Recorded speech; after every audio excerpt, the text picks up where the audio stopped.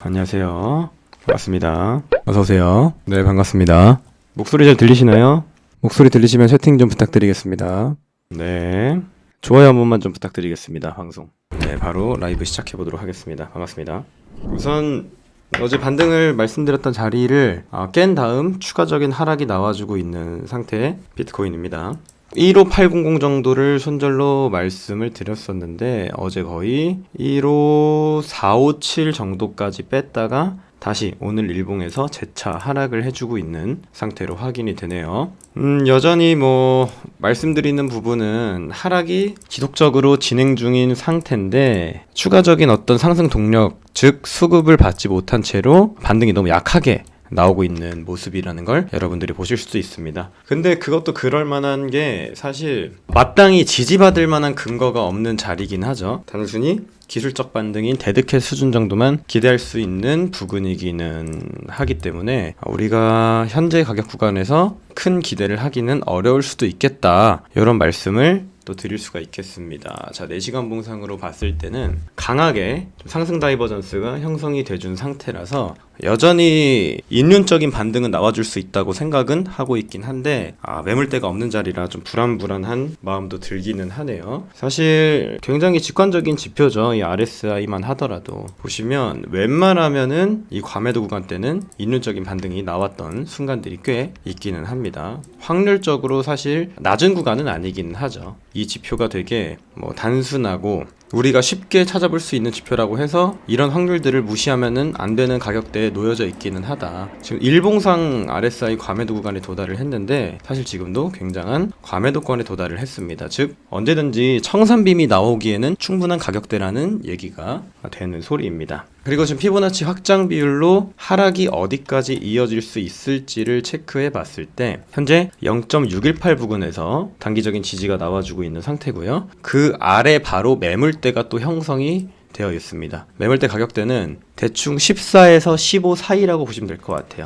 이 정도 가격대가 됩니다. 여기도 피보나치 확장 비율 두 개가 겹치는 구간이며 또 떨어졌을 때 이 하락 채널의 하단 부근과도 또 근거가 겹치는 구간이기도 하죠. 총 근거가 3가지가 있는 반등 구간이 대충 14에서 15 사이 정도로 잡힌다, 이렇게 말씀을 드릴 수 있을 것 같아요. 이렇게 내려오게 됐을 때 RSI는 한 번 더 저점을 갱신하면서 굉장한 과매도권에 도달을 하겠죠. 그 다음에 피보나치 확장 비율로 하락 파동이 어디까지 이어질지를 체크했을 때 1비율, 1.272 비율, 그 다음 이 매물대 구간, 하락 채널 하단 구간, 여러 가지 근거가 합쳐진 반등 구간은 14에서 15 사이다, 이렇게 생각을 해보시면 될 것 같습니다. 이해되신 분들 3번 한번 눌러주세요.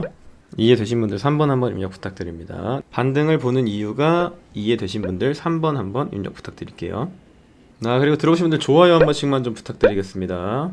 들어오신 분들 좋아요 한 번씩만 부탁드릴게요. 어제와 별 다른 부분을 설명드릴 게 없어요. 큰 틀에서는 하락 중, 보조지표는 과매도권, 그 다음 반등을 할 구간을 찾아보게 되면 이 보라색 매물대 그리고 피보나치가 겹치는 구간, 하락 채널의 하단 구간, 한 번 더 과매도권에 들어갈 것까지 예상해서 우리는 반등 구간을 14에서 15로 잡아놨다고 보시면 되는 겁니다. 라이브를 매일 하잖아요. 제가 주 5일을 하는데 이거 맨날 똑같은 얘기만 하니까 새로운 이슈거리가 나와주거나 해야 여러분들한테 설명을 좀 드릴 텐데 대충 지금 차트 상황은 이렇게 흘러가고 있구나 생각을 해보시면 될 것 같습니다.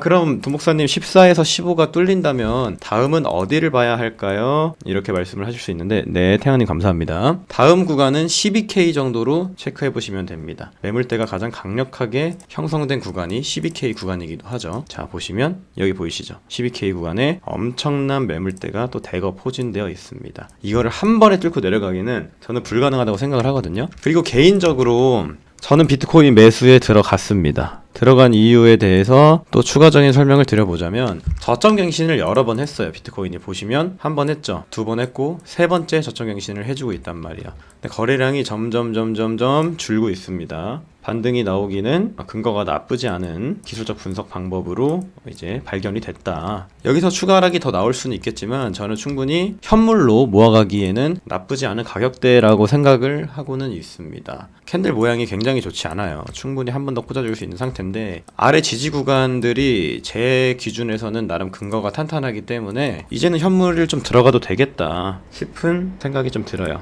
기웅님이 말씀을 하셨어요. 하락의 극점에서는 거래량이 줄어든다. 비트가 더 내려갈 수는 있어요. 근데 원래 매도의 마지막 점에서는 거래량이 이렇게 소강이 됩니다. 터졌죠.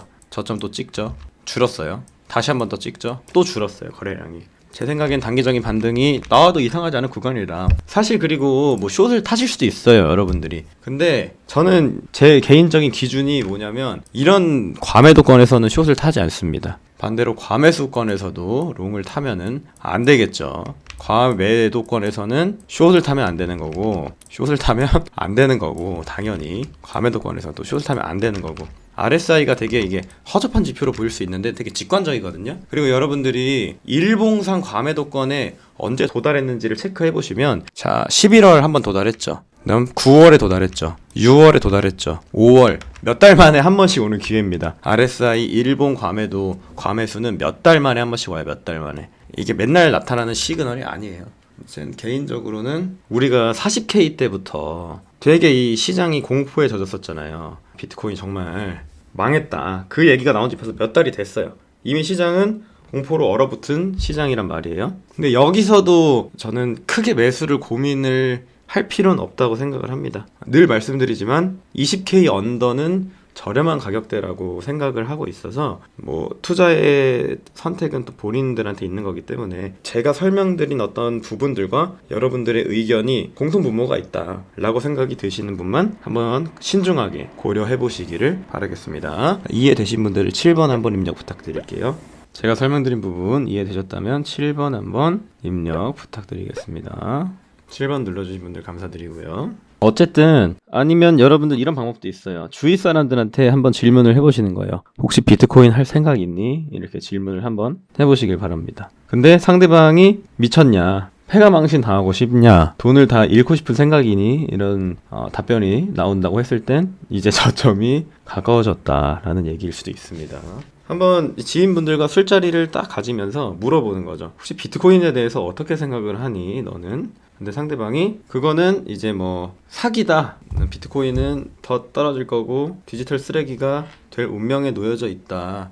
라는 얘기들이 비중을 90% 정도 차지한다. 라면 여러분들은 감사합니다를 외치시면 될 것 같습니다. 속으로. 제가 보는 시장 상황은 그래요. 자, 몇 프로가 떨어졌는지 한번 봅시다. 고점에서부터. 비트코인이 총 몇 프로 하락했는지. 통상 고점에서 80% 하락하는 게 국룰이에요. 국룰. 여태까지 그래왔어요. 자, 지금 쭉 내려보면 대략 77% 정도 떨어졌는데 80% 정도 더 떨어지게 되면 뭐 13K 정도 나오네요. 13K 정도. 이번에도 그 역사를 이어갈지 아니면 지금 가격대에서 돌리고 가줄지. 만약에 현재 가격대에서 돌리는 움직임이 나오면, 이런 움직임이 나오면요, 적극 매수를 권장드리겠습니다. 이렇게 돌아가는 형태가 나오면 적극 매수 하셔도 됩니다. 돌아가는 형태가 나온다는 것 자체는 하락이 이제 끝자락에 도달한 뒤 다시 방향을 정하기 위해서 새로운 매집 구간에 들어갔다는 걸 의미하기 때문에 가격이 돌아간다 라면 비트코인님 감사합니다 이렇게 하시고 그때부터 물량을 좀 모아 가시는 것도 나쁘지 않아요. 근데 역사적인 하락장을 돌이켜 본다면 이런 구간들이 나와요. 보시면 돌아가는 구간이 나오죠. 하락이 나왔다가 이렇게 횡보를 해주는 구간이 나온단 말이에요. 자, 보이시죠? 그 다음 비트스탬프 차트로 또 한번 보도록 하겠습니다. 비트스탬프 차트를 왜 보냐면 이 비트코인의 역사를 다 담고 있는 차트가 바로 이 차트거든요. 자, USD로 봐야 되는데 잘못 봤네요. 이 차트입니다. 비트코인이 지금까지 어떻게 흘러왔는지에 대한 걸 나타내주는 차트예요. 과거를 봅시다. 비트코인이 이때는 2013년이네요. 자, 13년 때 어떻게 되죠? 하락을 쫙 해요. 돌아가죠. 돌아가요. 쭉 돌아갑니다. 돌아가는 구간이 나와요. 자, 이때로 또 돌아갑시다. 2017년 하락장입니다. 17년 하락장 때 빠지죠. 밑으로 돌아가죠. 이렇게 쭉 돌아갑니다. 그 다음에 올라가요. 자, 그럼 지금은 어떻게 될 것이냐? 한 번 또 쭉 빠졌죠. 얘가 더 빠질지 돌아갈지에 대한 싸움일 뿐이다. 이제부터는 제 생각엔 그래요. 12K까지 더 빠졌어요. 이렇게 됐어. 그때 돌아가든가 지금 돌아가든가 합니다. 제 생각엔 뭐 믿던 말던 본인의 자유고 저는 역사적으로 흘러왔던 흐름을 보면서 뭐 설명드리는 거예요. 사실 뭐 투자라는 게 베팅이죠. 위로 갈지 아래로 갈지 모르지만 저는 남자니까 죽더라도 못 먹어도 고를 해보겠습니다. 똑같이 흘러가든 안 흘러가든 뭐 과거가 그랬다면 현재도 그럴 확률이 더 높지 않겠습니까? 혹자는 말하죠.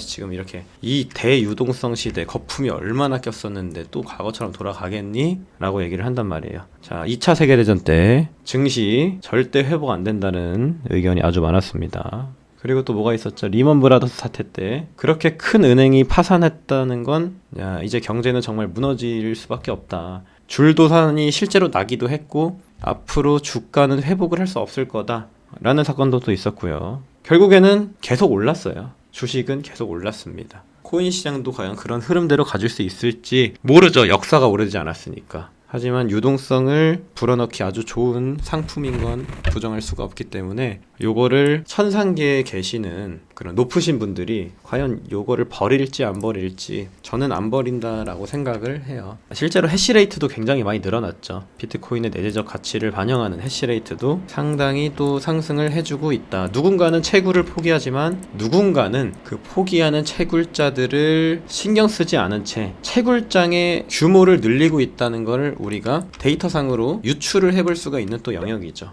뭐 이렇게 설명을 드릴 수 있을 것 같습니다. 자, 오늘 방송 이해됐다 5번 한번 눌러주세요. 오늘 방송 이해됐다 5번 한번 눌러주세요. 뭐 더 설명드릴 건 없겠죠? 여러분들 중요한 부분들은 다 전달드렸다고 생각을 합니다. 저는 이제 가보도록 하겠습니다. 비트코인이 올라갈 만한 환경에 놓여져 있다. 역사적으로 보면 그렇다. 데이터를 보면 그렇다. 근데 이 구독자분들은 뭘 선택하겠느냐? 저는 못 먹어도 고우예요. 네. 아무튼 방송 들으느라 고생하셨고 저는 이제 가보도록 하겠습니다. 과세 그거 유예 뭐 다시 한다고 하던데요. 과세 내용을 보면은 2023년부터 과세가 예정되어 있음. 자, 가상화폐 규제 확립 후 과세로 과세 유예. 이미 예정되어 있던 기간이 연장이 안 된 상태. 그래서 관계 기관에서는 과세를 위해서 준비를 돌입하려고 했다. 근데 현 정부 입장이 나왔어요. 공약대로 유예할 거다. 너네를 속이지 않았다. 뭐 요 정도 내용이에요. 뭐 리뷰할 거 딱히 뭐 크게 없습니다. 네, 감사합니다. 과세 걱정은 안 하셔도 될 것 같아요. 워낙 반발이 많이 일어날 거나 그것들을 다 무시한 채 과세를 할 수가 없겠죠. 공약으로 내걸었던 내용이기도 하고요. 네.